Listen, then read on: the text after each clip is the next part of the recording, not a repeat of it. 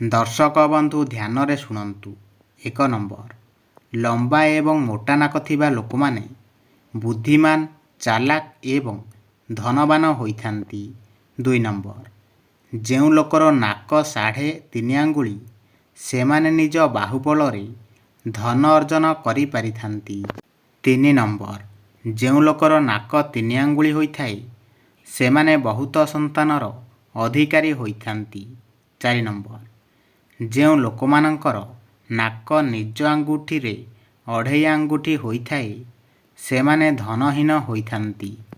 5 number, ଯେଉଁ ଲୋକମାନଙ୍କର ଏକା ସମୟରେ 3ଟି ଛିଙ୍କ ଆସିଥାଏ ସେମାନଙ୍କ ଆୟୁଷ ଅଧିକ ହୋଇଥାଏ। 6 ନମ୍ବର, ଯେଉଁ ଲୋକମାନଙ୍କର ଏକା ସାଥିରେ 2ଟି ଛିଙ୍କ ଆସେ ସେମାନେ ଧନବାନ ହୋଇଥାନ୍ତି। 7 ନମ୍ବର, ଯେଉଁ ଲୋକମାନଙ୍କର ନାକର ଅଗ୍ରଭାଗ ଗୋଲ ଏବଂ ଭିତରେ ଅଧିକ ବାଳ ରହିଥାଏ ସେମାନେ ବିଦ୍ୱାନ, ଧନବାନ ଓ ବେଇମାନ ହୋଇଥାନ୍ତି।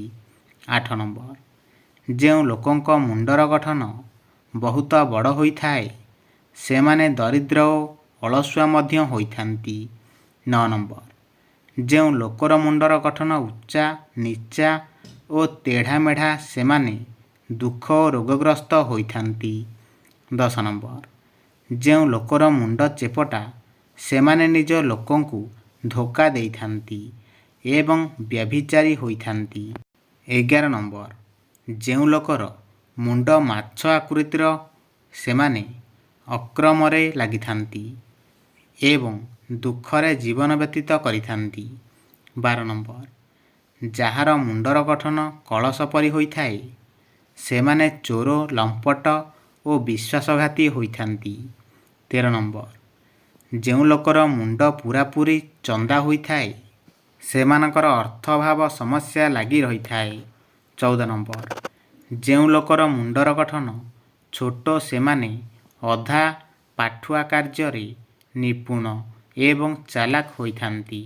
15 ନମ୍ବର, ଯେଉଁ ଲୋକର ମୁଣ୍ଡର ଗଠନ ଗୋଲ ଏବଂ ଉଚ୍ଚା ସେମାନେ ଈଶ୍ୱର ଭକ୍ତି, ବିଦ୍ୱାନ ଏବଂ ଖୁସିରେ ଜୀବନ ଅତିବାହିତ କରିଥାନ୍ତି।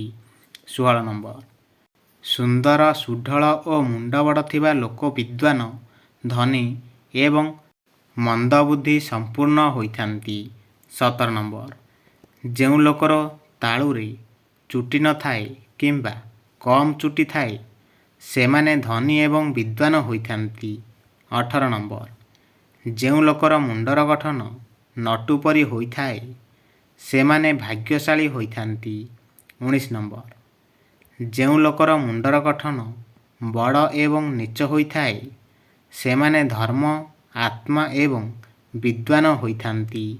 20 ନମ୍ବର, ଯେଉଁ ଲୋକର ମୁଣ୍ଡର ଗଠନ ଖୋଲା ଛତା ପରି ହୋଇଥାଏ ସେମାନେ ଉଚ୍ଚ ପଦବୀର ପ୍ରତିଷ୍ଠିତ ହୋଇଥାନ୍ତି।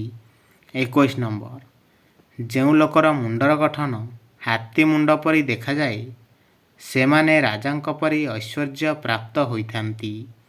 22 ନମ୍ବର, ଯେଉଁ ଲୋକ କିଛି ନଥାଇକି ଅହଙ୍କାର ଦେଖାନ୍ତି କିମ୍ବା ଧନମାନ ପଦପଦବୀ ଥାଇ ଅହଙ୍କାର ଦେଖାନ୍ତି ସେମାନଙ୍କଠାରୁ ଦୂରେଇ ରହିଲେ ମଙ୍ଗଳ ହୋଇଥାଏ।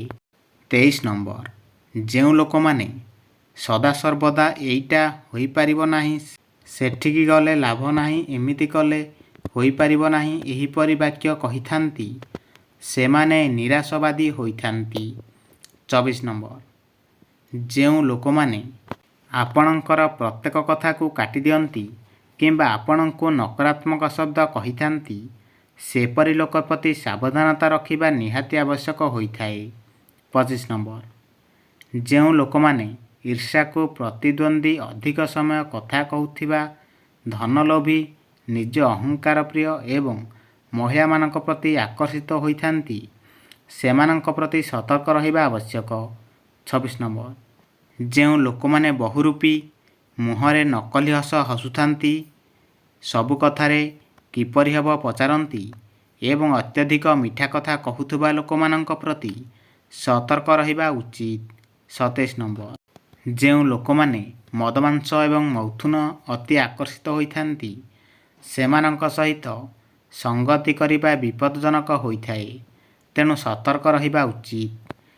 28 ନମ୍ବର, ଯେଉଁ ଲୋକ କୌଣସି କଥାକୁ ବିଭିନ୍ନ ବାଟରେ ବୁଲାଇ ବଙ୍କାଇ କହିଥାନ୍ତି ଏବଂ ଆପଣଙ୍କୁ ଦ୍ୱନ୍ଦ୍ୱରେ ପକାଇବାକୁ ଚେଷ୍ଟା କରିଥାନ୍ତି, ସେପରି ଲୋକ ପ୍ରତି ସାବଧାନ ରହିବା ଉଚିତ।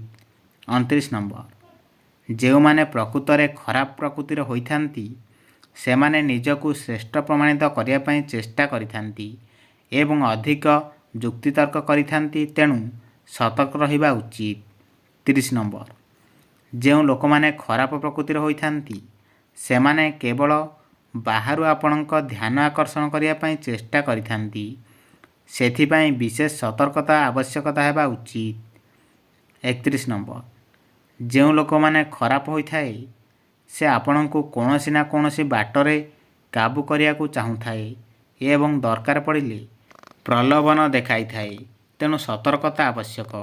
32 ନମ୍ବର, କାହା ସହିତ ଅତ୍ୟଧିକ ଭଲ ସମ୍ପର୍କ କିମ୍ବା ଅତ୍ୟଧିକ ଖରାପ ସମ୍ପର୍କ ରଖିବା ଉଚିତ ନୁହେଁ, କାରଣ ଏହା ସବୁଠାରୁ ଉତ୍ତମ ମାର୍ଗ ହୋଇଥାଏ। 33 ନମ୍ବର, ଉପରୁ ମିତ୍ର ଏବଂ ଭିତରୁ ଶତ୍ରୁ ଆଚରଣ କରୁଥିବା ଲୋକଙ୍କଠାରୁ ଦୂରେଇ ରହିବା ଆବଶ୍ୟକ, କାରଣ ଏହା ଆପଣଙ୍କ ପାଇଁ ମଙ୍ଗଳ ହୋଇଥାଏ। 34 ନମ୍ବର, କୌଣସି ଲୋକ ଯଦି କିଛି କାର୍ଯ୍ୟ ପ୍ରତି ଉତ୍ସାହିତ ଥାଏ, ତେବେ ସଫଳତା ଶୀଘ୍ର ମିଳିଥାଏ, କାରଣ ଉତ୍ସାହିତ ଲୋକମାନେ ବଳବାନ ହୋଇଥାନ୍ତି। 35 ନମ୍ବର, ଯଦି କୌଣସି ଲୋକ ଅଚାନକ ବହୁତ ନରମ ହୃଦୟରେ ସ୍ନେହଭରା କଥାବାର୍ତ୍ତା କରେ, ତାହେଲେ ଜାଣିବେ ତା'ର କିଛି ବିଶେଷ କାମ ଆପଣଙ୍କ ପାଖରେ ଅଛି। ଏଭଳି ଲୋକଙ୍କଠୁ ଦୂରେଇ ରୁହନ୍ତୁ। 36 ନମ୍ବର, ଯଦି କୌଣସି ଲୋକ ବିନା କାରଣରେ ଆପଣଙ୍କର ପ୍ରଶଂସା କରେ, ତେବେ ସେପରି ଲୋକଠାରୁ ସର୍ବଦା ଦୂରେଇ ରହିବା ଉଚିତ, କାରଣ ଆପଣ କୌଣସି ଅସୁବିଧାରେ ପଡ଼ିପାରନ୍ତି। 37 ନମ୍ବର, ସାଧାରଣ ଲୋକ ଫୋନରେ ଅଧିକ ସମୟ କଥା ହେଉଥିଲା ବେଳେ ବୁଦ୍ଧିମାନ ଲୋକ ଜରୁରୀ କଥା ଖୁବ୍ କମ୍ ସମୟରେ କହିଦେଇଥାନ୍ତି। 38 ନମ୍ବର, ସାଧାରଣ ଲୋକ କୌଣସି କାର୍ଯ୍ୟ କରିବା ପୂର୍ବରୁ ତା'ର ନକାରାତ୍ମକତା ଦିଗ ବିଷୟରେ ଚିନ୍ତା କରିଥାନ୍ତି, କିନ୍ତୁ ବୁଦ୍ଧିମାନ ଲୋକ ସକାରାତ୍ମକ ପ୍ରଗତିର ପ୍ରଥମେ ଚିନ୍ତା କରିଥାନ୍ତି। 39 ନମ୍ବର, ସାଧାରଣ ଲୋକମାନେ WhatsApp good morning, good evening, good night message ପାଇଁ ବ୍ୟବହାର କରିଥାନ୍ତି, କିନ୍ତୁ ବୁଦ୍ଧିମାନ ଲୋକ ହ୍ୱାଟ୍ସଆପ୍ ଜରୁରୀ ସୂଚନା ଏବଂ ବ୍ୟବସାୟ ପାଇଁ ବ୍ୟବହାର କରିଥାନ୍ତି। 40 ନମ୍ବର, ସାଧାରଣ ଲୋକ ମୋବାଇଲ ଫୋନ ଟାଇମପାସ୍ ପାଇଁ, ମଉଜ ମସ୍ତି ପାଇଁ କିମ୍ବା ଅଶ୍ଳୀଳ ଦୃଶ୍ୟ ଦେଖିବା ପାଇଁ କରିଥାନ୍ତି, କିନ୍ତୁ ବୁଦ୍ଧିମାନ ଲୋକ ମୋବାଇଲ ଦ୍ୱାରା ପଇସା ରୋଜଗାର କରନ୍ତି। 41 ନମ୍ବର, ସଙ୍ଗତିର ପ୍ରଭାବ ଧୀରେ ଧୀରେ ମଣିଷ ଜୀବନରେ ପଡ଼ିଥାଏ, ତେଣୁ ସଙ୍ଗତି ସ୍ଥାପନ ପୂର୍ବରୁ ଭଲ ଭାବେ ପରୀକ୍ଷା କରିବା ଉଚିତ, ଯାହାଫଳରେ କୌଣସି ଅସୁବିଧାର ସମ୍ମୁଖୀନ ହେବାକୁ ପଡ଼ିନଥାଏ।